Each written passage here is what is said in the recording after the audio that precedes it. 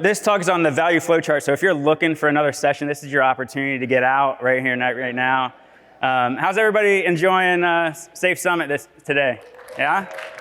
Some good talks? For those of you guys who've been working from home, you guys enjoying the commute, the 30-minute walk that took to get over here? Yeah? It's been good?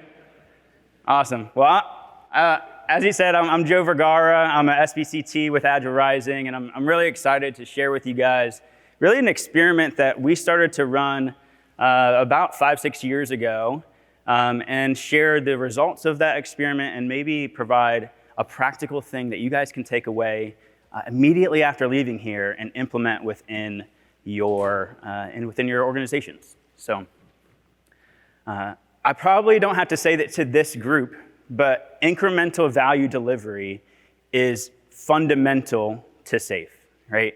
Whether you have been part of any SAFe training, whether you don't even do stuff with SAFe, you're just an Agilist who's working in coaching and consulting, right? We talk about lean and Agile all the time, right? Within the SAFe world, lean thinking and the Agile manifesto serve as the foundation for foundational value systems. And we talk about the values and principles of these, and we think about different ways of working, we evaluate them against these values and principles. And we can look even within these value systems themselves, and we can see this common theme of incremental value delivery, right? Just within lean thinking, the goal of lean is value in the shortest sustainable lead time, right? Incremental value delivery. Within the Agile manifesto, principle number 1, our highest priority is to satisfy the customer through what? Early and continuous delivery of value. Agile Manifesto goes on even more, and a further principle says deliver working software frequently with a preference, or from a couple of weeks to a couple of months, with a preference of a shorter time scale, right? This idea of incremental value delivery isn't new to us, but the question really becomes, how are we measuring it? How do we measure incremental value delivery? And the good thing is that SAFe has these flow metrics, right? Hopefully many of you guys have heard of these flow metrics before. Who in here has used, are utilizing these SAFe flow metrics today within their organizations? Yeah? Most hands going up, right? These are great metrics. I encourage all of the organizations that I work with to utilize these metrics, right? Flow, distribution, velocity, time, load, efficiency, predictability. They're great, right? Mick Kirsten set us up with a really good foundation for the first 5 of these, and SAFe has kind of added a 6th one, right? But although these are great, one of the things that sticks out to me every time that I look at these flow metrics is that they're really doing a really good job of measuring outputs, but not measuring outcomes, right? We look at flow distribution, proportion of work items, velocity, number of completed work items, time elapsed to start and completion for a given work item. These are outputs, these are features, these are stories, these are things. But where's the value delivery, right? Some people are thinking, well, each one of those things are inherently valuable. Yes, we should be able to derive value, but how much value are we actually actualizing through the value delivery? So, in my opinion, the closest one of all of these, the closest one that gets us to value delivery is flow predictability, and specifically the ART predictability measure is arguably one of the best metrics that SAFe has to offer, right? I'm seeing some shaking heads. People are like, yeah, ART predictability measure, right? Yeah, it's a great tool. And if, for those of you guys who aren't familiar with ART predictability, what this is really looking at is at the beginning in PI planning, we are identifying some PI objectives and identifying some goals for us to achieve during the next 8 to 12 weeks, right? And then we're evaluating them. We're not only just coming up with these goals, but we're identifying business value. And we identify a planned business value in the beginning, and then at the end of the PI, we evaluate the actual business value, which is great. We get a predictability score. We can see actual divided by planned, right? We can see how predictable we are over time. We get some trends, PI to PI.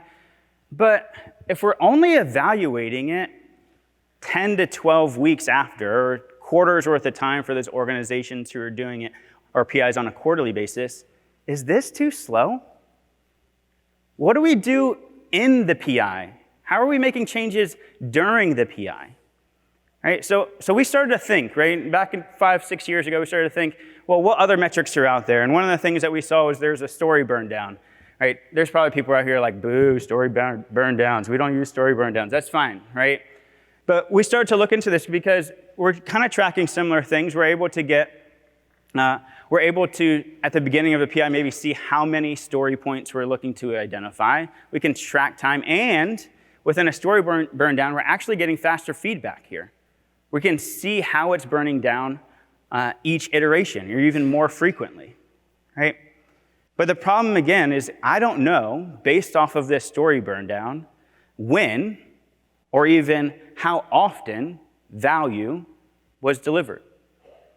So we looked into more metrics, right? More metrics, helping to tell us a different perspective, helping to fill in the gaps of the stories. Maybe we're using deployments and releases per iteration, right? This helps us paint another picture, which helps us to see, are we getting better at delivering more frequently, right? We can see, again, trends over time. Are we starting to deliver more and more every iteration or every PI? But again, the question is, how much value is actualized, right? Through all of the metrics that we have today, there's still a gap. They're great. I'm not throwing any of these metrics away, but we still have a gap. And this is where the value flow chart comes into play, right? And this is really simple. I imagine many organizations, many of you guys are doing something similar today. I'm really just putting vocabulary in our toolbox and maybe visualizing what we're doing here. And really all we're doing is we're saying, instead of just evaluating business value at the end of the PI, at the end of that 8 to 12 weeks, let's do it every iteration. For those of you guys who are practicing SAFe today, you probably have system demos for your Agile release trains. You already are bringing in business owners and stakeholders to provide feedback. You have a means already to collect that feedback. So we can do that. We can assign business value in the same way that we do today already, right, at the end of the PI, but we're just doing it more frequently. Sometimes I get the question here, well, we can do this. Does it have to be just at the end of the iteration, or does it have to be at the end or during a system demo? No, you can. The encouragement is to do this as frequently as possible to get the better metrics, to get the better evaluation of how we're doing, and to be able to make changes off of that. Another thing that I get when we start to talk about value flow chart and we start to identify the progress, these percentages that you see here on the screen, some people say, we already do this, right? We actually do it more frequently. We have weekly status reports. And every week we have to give a percentage of how much progress we've done for that particular project, using that word intentionally here, right? We already have that. But there's a difference between that metric, what I often call the watermelon metric, right? And everybody familiar with the watermelon metric? Yeah? It's watermelon metric because it's green on the outside. Everything looks good, right?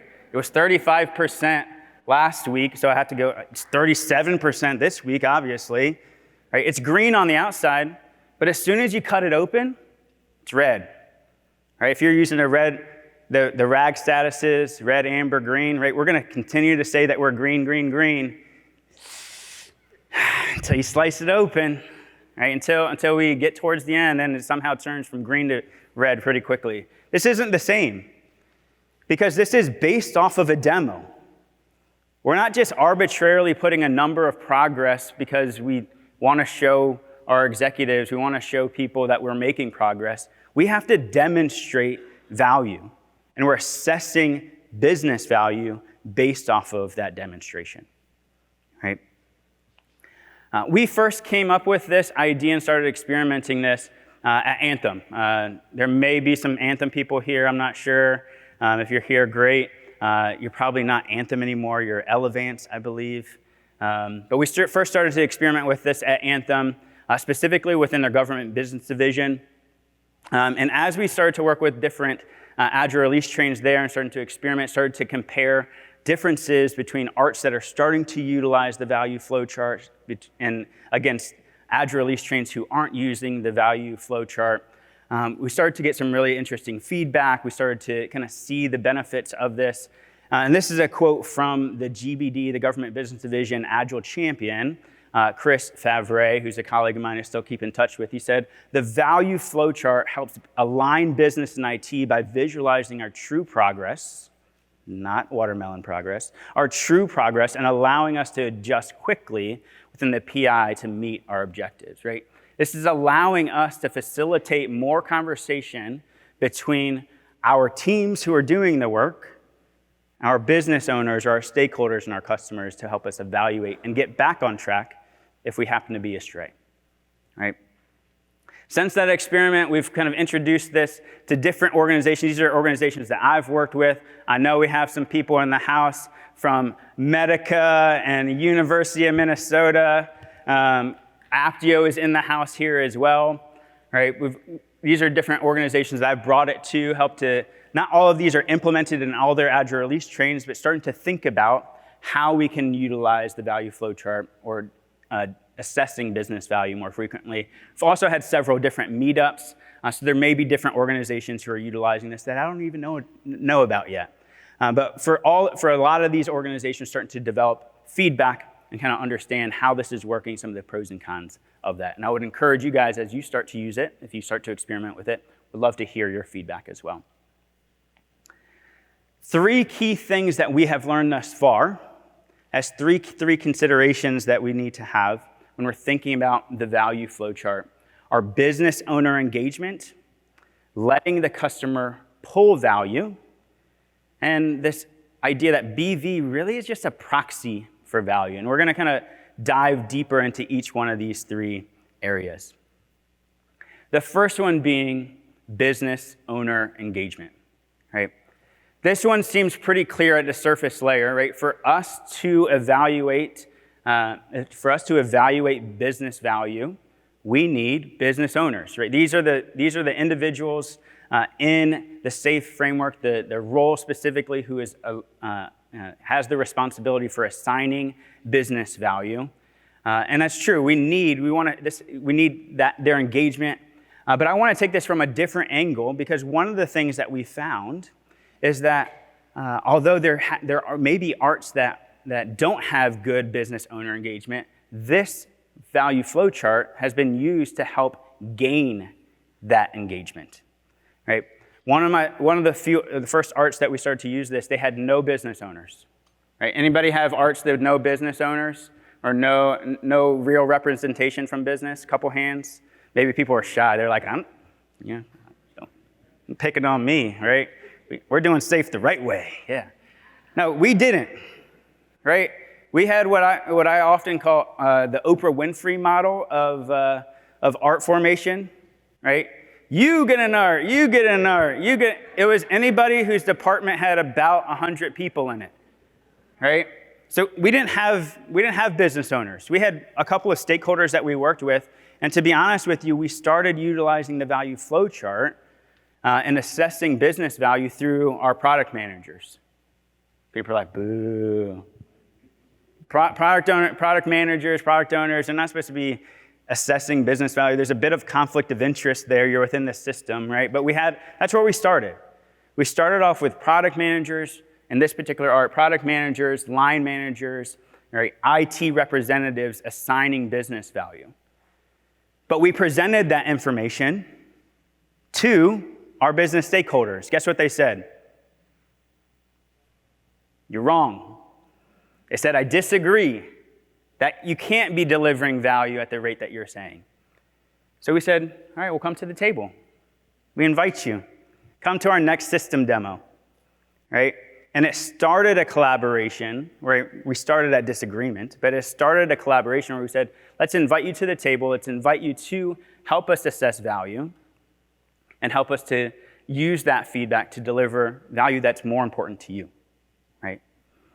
So that's business owner engagement. The second piece is kind of leading off where I just said, is around letting the customer pull value. And it's really responding to that feedback. If they're in the room today, or if you're utilizing this to get them in the room, we need to use those opportunities to pivot, right? We talk about responding to change over following a plan all the time, right? Again, coming from the Agile Manifesto. And we need to live it, right? When you're having these system demos today, and whether you're evaluating BV or not, let's utilize that feedback to make adjustments in our plan so that we can deliver better value for our customers. Right? The last consideration is just an acknowledgement that BV isn't the end of the story. Right? Business value is a great, leading indicator, if you will. Right? It helps us to understand how we're progressing over time. But we also need other things, right? We need all the other metrics that I already talked about or introduced, right? We still need the flow metrics as they exist today, right? Even from an output standpoint, but we also need OKRs. Right? Some of you guys may have attended a colleague of mine, Marshall Guillory's talk at 11 o'clock. Anybody attend that talk earlier today? Yeah, really great talk. I might be biased because he's part of my organization. He said I wasn't allowed to boo him during his, and I don't know if he's here. He said he wasn't going to boo mine either, but he talked about OKRs. He talked about setting up, right, a customized OKR structure for NASA and how utilizing that story to help hopefully your organizations to do the same, to help us think about, not only just the traditional OKR structure that SAFE has put out, but how do we develop a customized structure for us and our own organizations and helping us to tell the story of the strategy that we have. So I'd encourage you, right, BV is not the end of the story. You still need to think about the lagging indicators that are probably going to be more captured within our OKRs. Right? So what are the benefits of this, right? The biggest benefit of utilizing, in my opinion, the biggest benefit that we've seen utilizing the value flow chart is that it's really going to spark some conversations. Right? These images that you see here on the right, they aren't the exact, things from the arts that I've used, but these do mirror pretty similar to at least one of the arts that we worked with in the first experiments, where if we look at the burn down chart, it looked like we were doing pretty good. Right? We were behind plan a little bit, right? But we were doing okay, right? Moderately okay. You can make some arguments at least. Right? But when we started to evaluate value, there was a flat line. Right? And because we were doing this every iteration, we were able to ask ourselves some questions. Maybe some questions like you see on the screen here. Right? Are our stories actually valuable? Meaning, did we just adopt safe and name only, where we just switch tasks to stories? Or are we using the invest model? Right? Are we swarming? Are we thinking about minimal viable product? Are we thinking about minimal marketable features? Are we thinking about how do we swarm to deliver value to our customers? Right? Do we need to think about our CDP, continuous delivery pipeline? Right? Are there bottlenecks in that are preventing us from delivering value? Do we need to think about reorganizing our teams around value? Do we need to think about quality? Do we need to think about alignment? Right? This isn't meant to be a comprehensive list, but a sampling of the types of things, the types of questions that the value flow chart can help to uncover, and help to uncover a bit earlier than you may have done without it. Ultimately, what this is doing is it's helping to prompt the 8 flow accelerators. These didn't exist when we started to experiment, right? The 8 flow accelerators are kind of a newer item within the SAFE Framework 6.0, right? But really, this is what we were able to achieve out of it. We start to see, right, from a fast feedback perspective, right, we can think about are our stories value? We can think about quality. We can think about alignment. We can think about visualizing and limiting WIP in terms of are we swarming around those MVPs and minimal marketable features. Right? Bottlenecks as part of our CDP, right?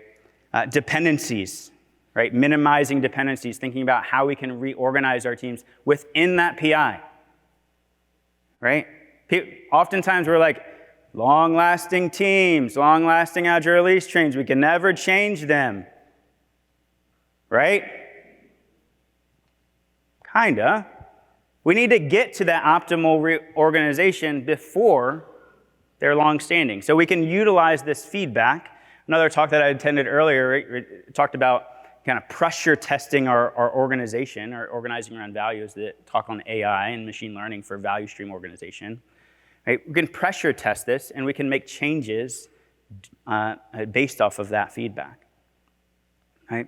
It prompted conversations around being in the zone before we talked about optimizing in the zone, because there were lots of meetings that were in our way. We adopted SAFe on top of having all of the traditional project management stuff. Right? We didn't get rid of anything else. We just said we added 10 more meetings, or however many ceremonies there are. Right? So we started to think about how we can reuse those meetings, repurpose or eliminate meetings that we no longer need anymore. We started thinking about legacy policies in terms of a lot of organizations are request and approval heavy. So how do we eliminate that? Right? If I'm collaborating with a particular team and they're in our Agile release train and I work with them all the time, do I really need to submit a ticket to work with you, Russ? No, I don't. Right? So we started to think about what this has started to prompt, right? This doesn't give us the answers, but it helps us to prompt questions to deal with these potential blockers earlier in our time. Most of what we've talked about thus far, and probably what you've seen, has been, even in your thinking, is how do we apply that to the Agile release train, right? If I flip back to the image before and thinking about the value flow chart itself, you probably notice resemblance to the ART predictability measure. So you're thinking about it from an ART perspective. But really the same theory, the same concept, the use of the value flow chart could be used at scale as well, at the large solution level and at the portfolio level. I have to admit, I don't have much experimentation results from these, but these are the types of things that we can think about if you have large solutions or portfolios within your organizations. How can we utilize that, or the concept of value flow chart, even at those levels? From a large solution perspective, you can think about, we need to coordinate value delivery across multiple trains. Maybe some of those trains are contracting partners, right? Vendors that we're working with.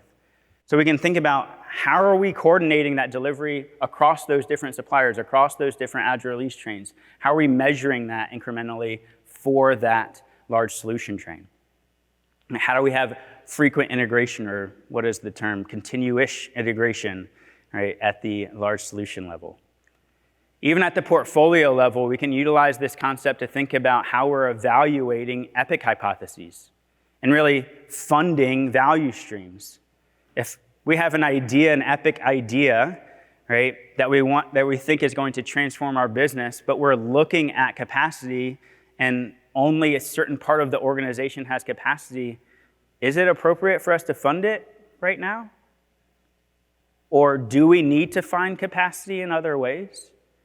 Again, not providing answers to the questions, but helping to prompt us in thinking about how we can deliver more value more quickly. Right? And ultimately, this is kind of the summary slide here. And ultimately, when you think about value flow chart, the key piece that I love most about this is it does have it increases our focus on the outcome. Right? It puts our emphasis on value delivery, even if BV is a proxy. Right? It also helps us to realize improvement sooner and more often. Right? The QR code that you see here on the screen, although we've talked about the value flow chart and really it being an extension of flow predictability, this QR code actually provides you to a landing page that on that landing page has a link to an article. And that article is titled "The Next Evolution of SAFE's flow metrics.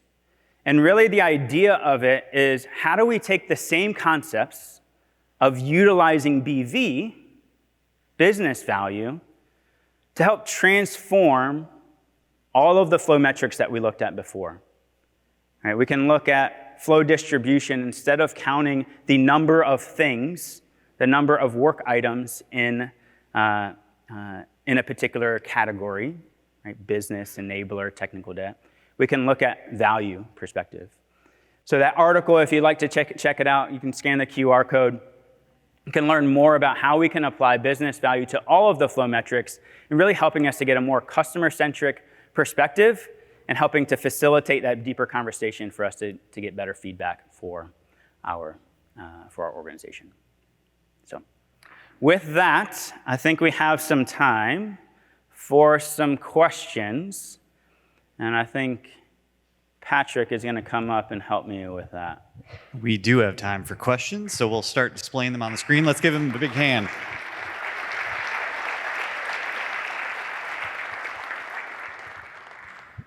All right, and the first question that's coming up is, any suggestions for business owners that feel assigning business value is too arbitrary? Yeah, it's good. So I think the more that you're going to be working with business value, you're going to find a benefit of creating some type of structure, normalized structure for evaluating business value. That's going to probably look a little bit different in every organization and in every art. But starting to think about, hey, what does 1 BV mean in comparison to 5 BV in comparison to 10 BV? You don't need to have specific, outcomes, like very specific outcomes, but you do need some baseline so that we're evaluating, even when we go from PI to PI, that 10 in one PI is roughly 10 in the other. I think within that as well, I've seen many organizations go beyond just the 1 to 10 scale. Some of them even using Fibonacci. You can experiment with that, but having some type of structure to help guide our decisions on what business value really is going to be useful for sure. It's also going to come into play even more critically for the other flow metrics because we're going to be looking at trends over time. We're going to be looking at trends from PI to PI. So that structure is going to be extremely useful. It's a great question, David. Great. And the next question is, what application or tool is commonly used to create and track value flow charts? That's good. So I don't know if I'm allowed to endorse any tools. We at Agile Rising, we are partners with, I think, all or most of the primary tools. But to be honest with you, in today's world, most of the tools don't have a means to track the value flow chart. Right? This is a new metric. It's been experimented over the last couple of years. This is the formal introduction, but you won't see this. Like if you go check out the SAFE 6.0 site, you're not going to see this on the site yet. I say yet because I'm hopeful. Right? You guys can help me with it. Right? But because of that, you're not seeing it in the tools yet. The only tool that I've been able to get it in is target process, and I'm not endorsement for Aptio target process. You can take that how it is. Aptio target process is just very configurable, so we've been able to get that into that tool so that it's automated. For organizations who are using other tools, it may be an external thing or utilizing some type of add-on capability that helps you to track this information. Great. And the next question was, what about value that cannot be assessed after an iteration, as data needs to accumulate in order to understand the actual value? Yeah. So I think two things come to mind when I think about this question. One is going back to the statement around BV is not the end of the road. Right? There are going to be lagging indicators that is going to be captured as part of hopefully OKRs or some type of other measures that you're tracking to see the actual outcomes. Right? BV is serving as a proxy.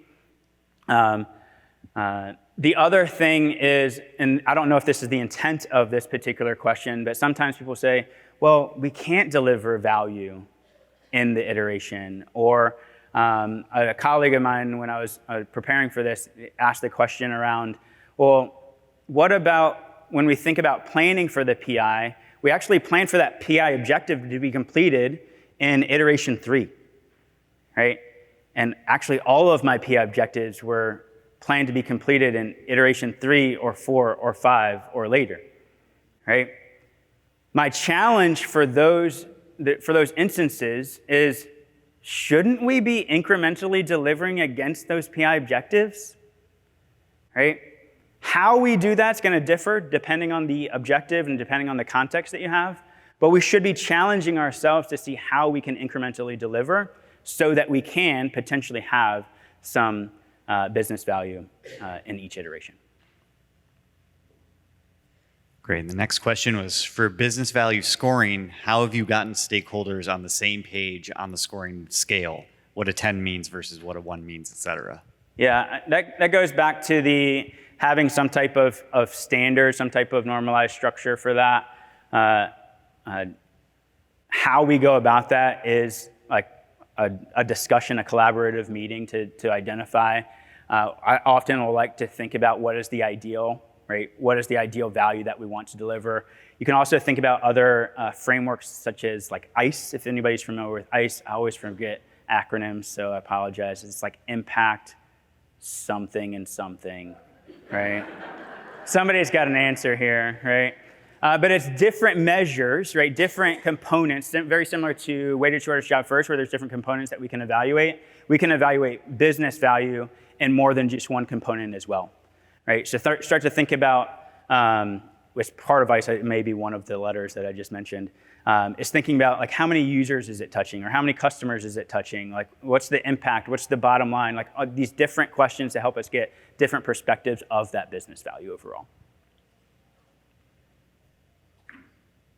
Next question is, can you discuss what letting the customer pull value means? Yeah, so the term letting customers pull value is coming from lean thinking, right? It's one of the values that are coming directly from there. What I mean by that here is that we need to incorporate that feedback. We're not just assigning the score and be like, oh, that's great, we filled out our flow chart, right? That's not the intent. The intent is to utilize that information to impact decisions.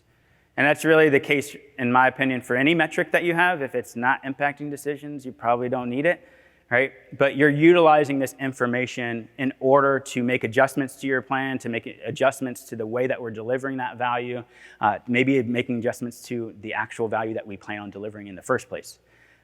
So we have to utilize that feedback in order to make changes during the PI. And I think that's one of the major benefits of the value flow chart in general. All right.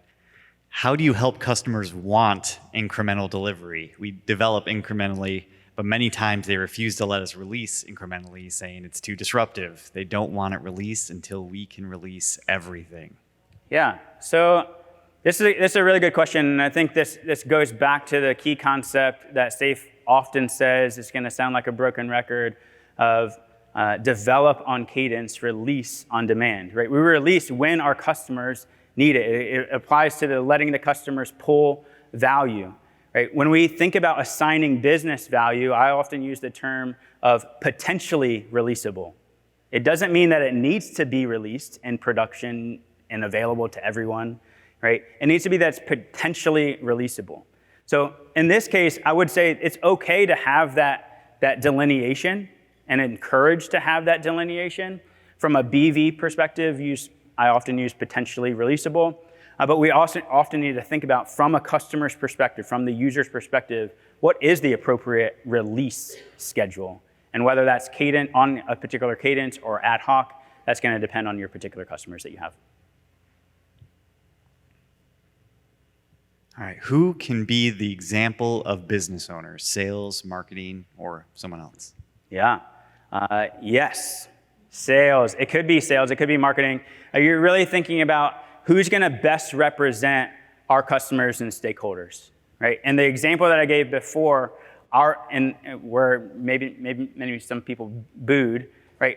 In our situation, the product managers were our best proxy at that time, right? So they served as our business owners at that time, right? When we think about here, we're thinking about how are our systems that we're building impacting the different business components that we have, the different parts of the organization that we have. And it may be a combination of different individuals. So we often talk about business owners as a plural function, and it may be representatives from sales, and maybe representatives from marketing or from different departments of your organization.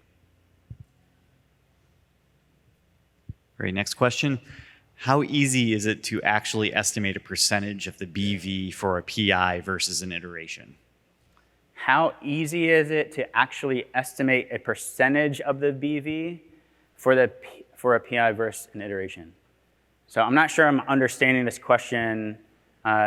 Anybody feel comfortable clarifying this question? Yeah?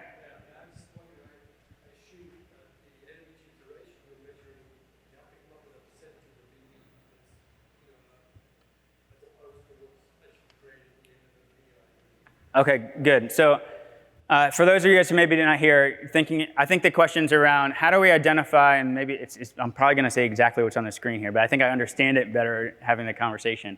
Like when we're looking at the value flow chart, or this graphic that was up there, it's showing percentages, right?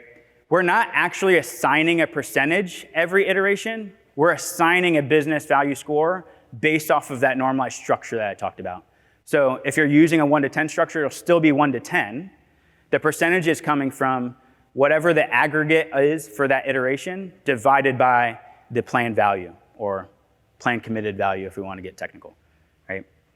So we're coming up based off of that normalized structure, a score based off of our demo, and that score divided by the planned will give us the percentage. Does that help? Good question. And in some cases, just to clarify there, when we first started off with this, we actually didn't track percentage. We just tracked BV, right? BV upwards. We had a top score. I think we experimented with doing a burn down at one point. But we use actual scores, not percentages. The reason why we switched over to visualizing it from a percentage perspective is it better equivalates to the ART predictability measure, so we can see how we're tracking against predictability. It also gives us a way to think about comparing PIs to PI, so we can put on the same chart, right? PI1 may be the flat line and then upwards, right? And then PI2 may be more incremental delivery and so on and so forth. So it gives us a better visual to compare PI to PI. Great. And this one seems like it might be related, and this will be the last question we have time for. Are you advocating that we assign BV/AV at the story level? No, not at the story level. So BV, in this case, is still assessed at the PI objective level. Those PI objectives will likely have multiple work items, right? It may have multiple stories or multiple features, and that's fine. But we're still doing it at that level, and I think it's important to have that distinction. If you're doing it at the story level, it's just going to be too cumbersome, right? Business owners won't engage with you anymore, right? Because you'll take all their time. But we're doing it at the PI objective level. This also better reflects, right? It's not a complete one-to-one, but it better reflects how that value could potentially be released into the market as well. Great, and that's all the time we have. Let's give Joe one more big round of applause. Thanks for coming out. Thank you.